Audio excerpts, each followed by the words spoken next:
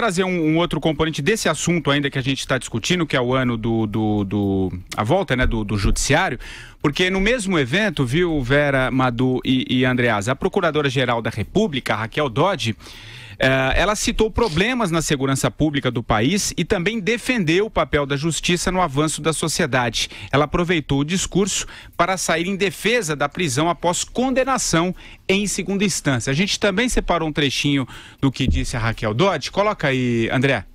As decisões judiciais devem ser cumpridas, os direitos restaurados, os danos reparados, os problemas resolvidos e os culpados precisam pagar por seus erros. Só assim afasta-se a sensação de impunidade e se restabelece a confiança nas instituições. O momento não é de conforto, nem de conveniência, mas de grandes desafios e de profundas controvérsias. Vera, o que você achou desse discurso? Pela imagem aqui, a gente viu que muita gente não está prestando atenção. Muita gente quase dormindo ali na primeira fila, né? Onde ficam os presidentes dos outros tribunais. Eu vi ali o presidente do TST, Ives Gandra, que não estava dormindo, diga-se, estava acordado. Vi o ministro do TCU, Raimundo Carreiro, que tem investigações contra si também em curso, e vi outros aí, sim, quase cochilando. A Raquel Dodge, ela tem essa fala mansa, né, devagar. Ela citou Martin Luther King, disse que injustiça em lugar é uma ameaça à justiça em todo lugar, em algum lugar é ameaça à justiça em todo lugar. Disse que a experiência de uma realidade dolorosa para muitos brasileiros reclama urgência de resultados. Enfim, fez um discurso com frases de efeito, mas também foi na mesma linha. Eu acho importante que as instituições reafirmem o seu papel no momento em que elas são estressadas, que elas são questionadas, que elas são postas sob cheque aí por partidos, por grupos políticos, por grupos sectários como MTST, esses outros grupos controlados pelo PT. Isso é importante, é um sinal de vigor dessas instituições. O Brasil realmente passa por tempos difíceis, a realidade é dura, é um tempo de controvérsias, como ela diz, mas a gente está avançando. A gente às vezes dá um passo atrás para dar dois à frente, mas eu não tenho a menor dúvida de que o Brasil hoje é um país mais robusto institucionalmente do que era antes da gente conhecer o Petrolão, enquanto ele ainda drenava recurso público por dutos ali da Petrobras. Eu tenho certeza que hoje o Brasil é um país melhor, é um país a caminho de sanear alguns dos seus problemas. Eu acho bom que quando os responsáveis pelas instituições reafirmam o seu papel. Andreasa, e além disso que a Vera está dizendo, e falando um pouquinho de reforçar o papel das instituições, pelo menos em termos de presença, hoje estavam todos lá, né, na volta do judiciário. Nessa última imagem a gente não observou, mas também estavam lá o presidente Temer, né, o presidente da Câmara, o Rodrigo Maia, o presidente do Senado, Eunício de Oliveira, enfim. Como é que você analisa aí o discurso da Raquel Dodge e a presença de todas as autoridades na abertura desse ano tão importante que será o ano de 2018? Exatamente porque eu concordo com o que diz a Vera, ou seja, com o fato de que é importante que as instituições, e obviamente por meio de quem as dirige, reafirme os seus compromissos, os seus valores, as suas regras, que eu fico constrangido em fazer análise de discurso, por exemplo, da Carmen Lúcia e da Raquel Dodge, porque eu não quero desqualificar o que elas estão dizendo. Os discursos são muito ruins, são fracos, são clichês, né? Beabá, não importa, entendeu? A mensagem, e aí eu concordo com a Vera, a mensagem foi dada, o recado é claro, talvez a simplicidade do discurso, eu acho simplório, mas o caráter direto, essa comunicação simples, cumpra um papel. Tanto o Ministério Público e especificamente a Procuradoria-Geral da República, quanto o Supremo Tribunal Federal, e nós estamos falando das mulheres que dirigem essas instituições, tiveram um 2017 muito difícil.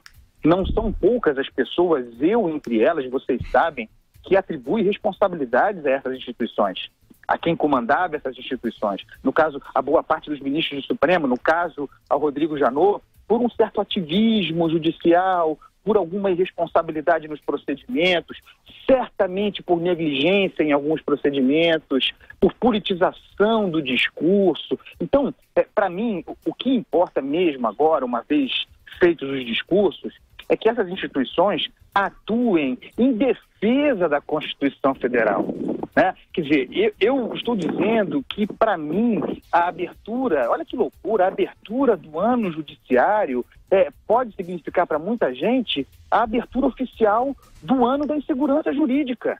Mais um ano eleitoral. É a essa desconfiança que é legítima e que há fatos que a sustentem, essas instituições precisam trabalhar agora. Já fez o discurso. Agora vamos trabalhar. Vamos, por exemplo, unificar na Suprema Corte o entendimento da Constituição. Não é possível se chegar numa unidade a respeito do entendimento da nossa lei maior? Não é possível isso? Vamos falar sobre as questões concretas, a jurisprudência que autoriza a prisão, uma vez havida condenação em segunda instância. A jurisprudência do Supremo ela é recente. E, no entanto, há ministros indo diariamente a público anunciando a intenção de mudar de voto, querendo rediscutir o assunto. E aí?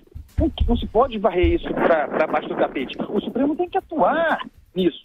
Idem em relação à tentativa de dar uma relativizada na lei da ficha limpa, usando a Constituição Federal. E aí?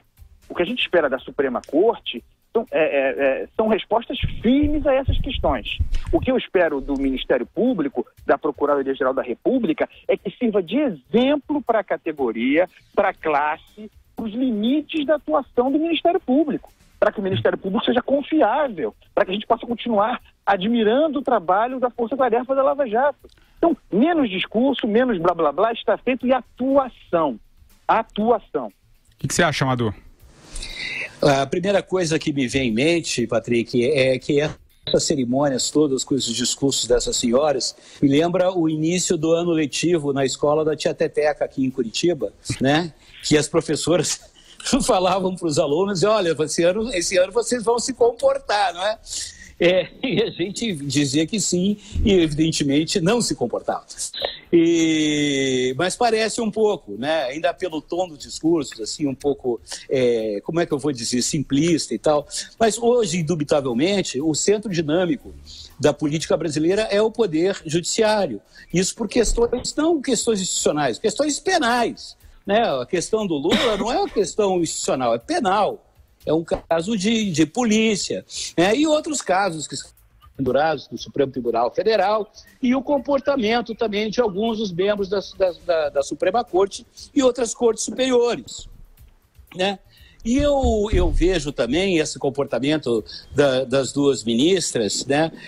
Que essa semana, e a gente foi testemunha aqui, falou aqui no 3 em 1, o Judiciário sofreu uma forte pressão, né? Quando houve a condenação inicial do ex-presidente Lula. O que aconteceu?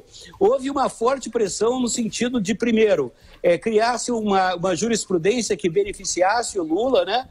Que o preservasse da prisão e, por tabela também, para dar um passa fora na lei da ficha limpa, né? Para que ele pudesse, inclusive, permanecer candidato. Dada a forte reação da sociedade, fortíssima reação da sociedade, o que a gente vê hoje, que os membros do Poder Judiciário estão vivendo sob forte tensão, sobre um estresse muito grande, né? As forças atrasadas, né, que seriam beneficiárias também dessa passada de mão na cabeça do Lula, elas têm o maior interesse realmente em virar a mesa, mudar a regra do jogo. Aí eu percebo, então, que o Judiciário vive hoje um momento assim, bastante atípico, né, na história do Brasil, e o que se espera é que ele não fuja às suas obrigações. De acordo com a diretora da escola, ela não vai fugir às suas obrigações. A Raquel Dodge foi mais direta, né? Não fez só um discurso em linhas gerais, quando ela falou da defesa da prisão em segunda instância. Ela disse que haja o cumprimento da sentença criminal após o duplo grau de jurisdição. Isso evita impunidade. Então ela defendeu algo que o Supremo está evitando discutir, está tergiversando, está comendo pelas beiradas, está deixando ali como um assunto não dito, mas que uma hora vai se colocar para que eles discutam. Legal, vamos adiante, alguma coisa ainda, Andreasa, chamou? Ô Patrick, Oi, eu queria claro. sim, porque ontem, e não é puxar o saco não, é sempre um prazer discutir com a Vera, né, e ter questões chamadas a atenção por ela.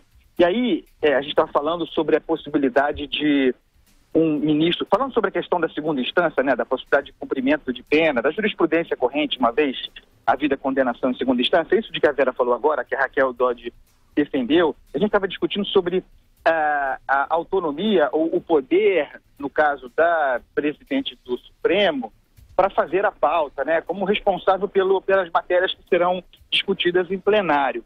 E eu estava falando, e sem ter ido ao regimento para tratar disso, para embasar o que eu estava dizendo, sobre as condições em que um outro ministro, especificamente o ministro relator, pode pautar um tema por fora, para ser bastante direto, da presidente da casa.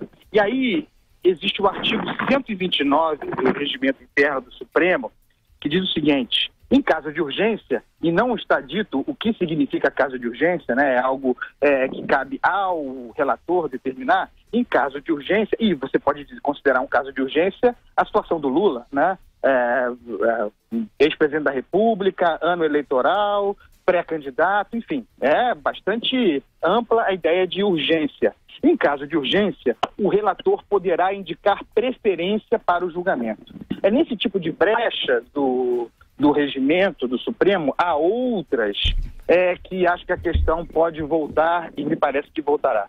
Assim sim, mas o que a gente estava discutindo era surgir o assunto em plenário e a partir daí se mudar a jurisprudência, né? Uma provocação no plenário para desenrolar, mas o que eu fui ver é que numa discussão em plenário, uma matéria que não tem a ver com essa, um juiz pode evocar esse caso de urgência e antecipar uma pauta futura.